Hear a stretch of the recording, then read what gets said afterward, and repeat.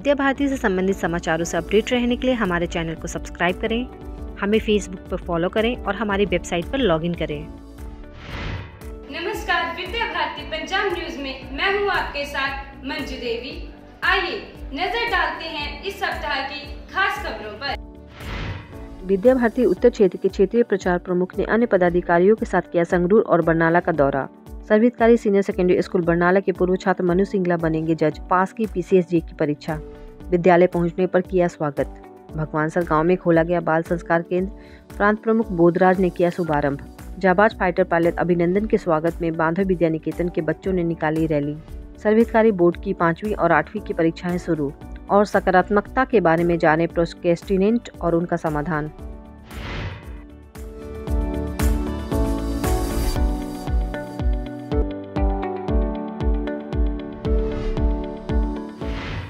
और अब समाचार विस्तार से। शिशु वाटिका धुरी में बच्चों को खेल खेल में शिक्षा प्रदान की जा रही है। बच्चों को पढ़ाई बोझ न लगे, इसके लिए छोटे छोटे विद्यार्थियों को नई नई तकनीक से अंग्रेजी व अन्य विषयों की पढ़ाई कराई जाती है। इस बार विद्यार्थियों को खेल खेल में ABCD सिखाई गई। इसे लेकर बच्चे भी खासे उत्साहित नजर आए। सर्वहितकारी विद्या मंदिर बनी लोधी के सहयोग से भगवानसर गांव में नए बाल संस्कार केंद्र का शुभारंभ किया गया। इसका उद्घाटन विद्या भारती के प्रांत प्रमुख बोधराज ने किया। इस दौरान विभाग प्रमुख देवेंद्र सिंह एवं प्रधानाचार्य सुनीता मिश्रा भी उपस्थित रही। इस बाल संस्कार केंद्र में सभी बच्चों को निःशुल्क शिक्षा प्रदान करने के साथ ही संस्कारों की सीख भी दी जाएगी। बता दें, विद्या भारती की ओर से पंजाब भर में लगभग 300 से भी अधिक बाल संस्कार केंद्र संचालित किए जा रहे हैं, जहाँ गरीब एवं जरूरतमंद बच्चों को निःशुल्क शिक्षा प्रदान की जा रही है। सर्वहितकारी सीनियर सेकेंडरी स्कूल बरनाला के पूर्व छात्र मनु सिंगला जज बनने जा रहे हैं।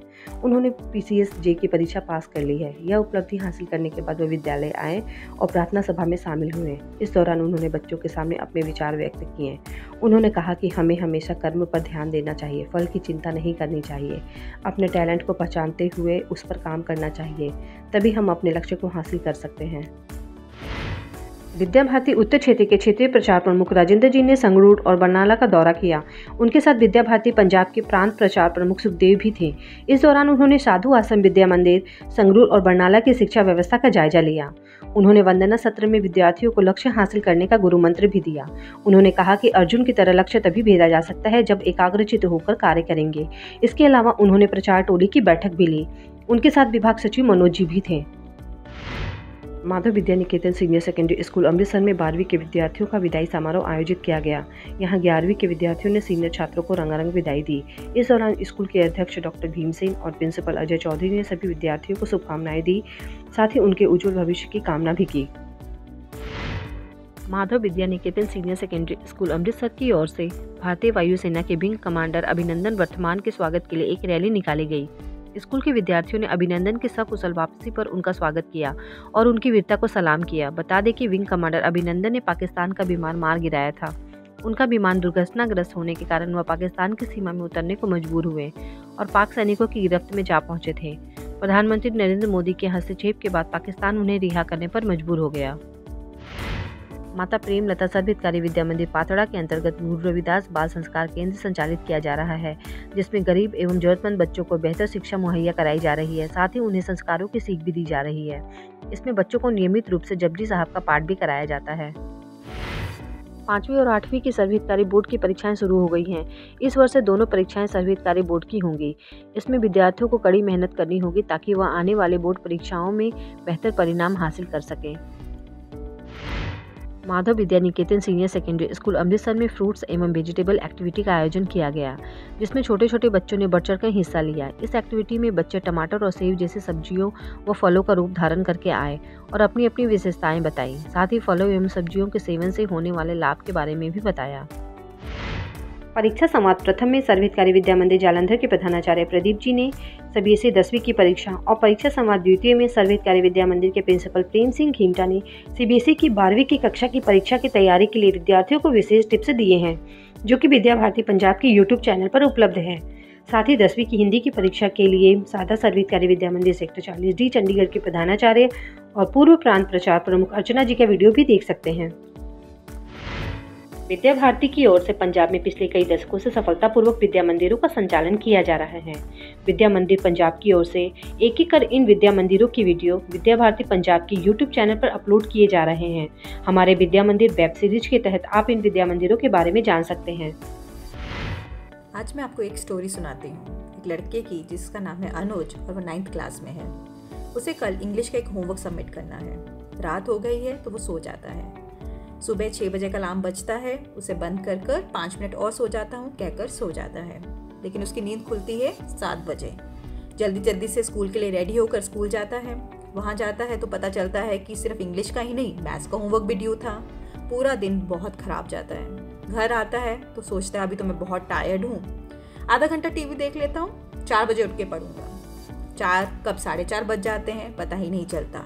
4:30 बजे उठ के फटाफट से ट्यूशन के लिए रेडी होकर 5 बजे ट्यूशन चले जाते हैं।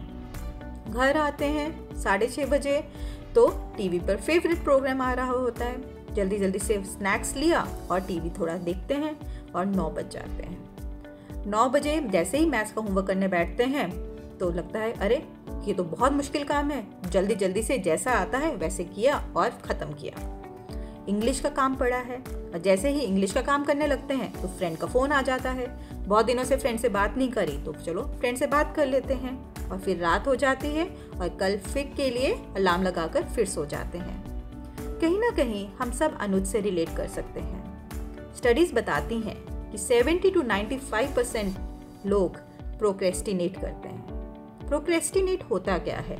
लेजीनेस नहीं। प्रोक्रेस्टिनेशन लेजीनेस नहीं है। प्रोक्रेस्टिनेशन है डिले।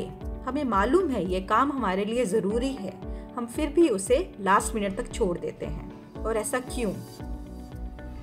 वो हम इसलिए करते हैं बिकॉज हमारा माइंड चाहता है कि हम सिर्फ वो काम करें जो इजी है और फन है, और जो इजी और फन नहीं है उसके लिए हम एक्सक्यूजेस ढूंढते हैं। जैसे अभी तो बहुत टाइम पड़ा है, इतनी भी क्या जल्दी है, मेरे पास अभी पूरा सामान नहीं है, अभी मेरा मूड नहीं है, अभी मैं टायर्ड हूँ। प्रोक्रेस्टिनेशन को मैनेज करना बहुत ज़रूरी है। क्यों? अगर हमें अपने गोल्स तक पहुँचना है। प्रोक्रेस्टिनेशन को कैसे मैनेज करें? 5 पॉइंटर्स हैं। Number 1, 15 minute rule. किसी काम को करने को मन नहीं कर रहा तो अपने मन को बोलें सिर्फ 15 मिनट के लिए ये काम करूँगा। 15 मिनट होने के बाद बोलें सिर्फ और 15 मिनट करूँगा। इससे आपका काम करने का एक मोमेंटम एस्टेब्लिश होगा और काम फिनिश हो जाएगा। आपका कौन सा टाइम और प्लेस प्रोडक्टिविटी देती है आपको, उसका आपको पता होना चाहिए।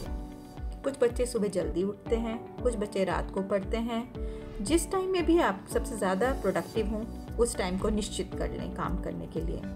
टू डू लिस्ट बनाएं, जगह जगह पर रिमाइंडर सेट करें। जो भी आपके एरियाज़ हैं जहाँ पे आप डिस्ट्रैक्ट होते हैं, टीवी के पास, फ्रिज के पास, वहाँ पे अपने रिमाइंडर्स लगाएं कि कौन सा काम करना आपके लिए बहुत इम्पॉर्टेंट है। डू इट नाउ का प्रिंसिपल फॉलो करें। जो भी काम इम्पॉर्टेंट आपको याद आता हो उसको उसी टाइम पे फिनिश करें। अपने लिए रिवॉर्ड्स प्लान करें, जैसे कि मैथ का होमवर्क फिनिश होने के बाद मैं अपना फेवरेट टीवी प्रोग्राम देखूंगा। Thank you. प्यारे विद्यार्थियों, CBSE स्टेट बोर्ड तथा आपके इंटरनल एग्ज़ाम शुरू हो चुके हैं। वर्ष भर का आपका परिश्रम, आपके माता पिता तथा अध्यापकों का आशीर्वाद आपको सफल बनाएगा, ऐसा मेरा विश्वास है। आपकी परीक्षा सफल, सहज, सरल व सार्थक हो, इसके लिए मेरी शुभकामनाएं। परीक्षा काल में कुछ बातों को ध्यान में रखना आवश्यक है।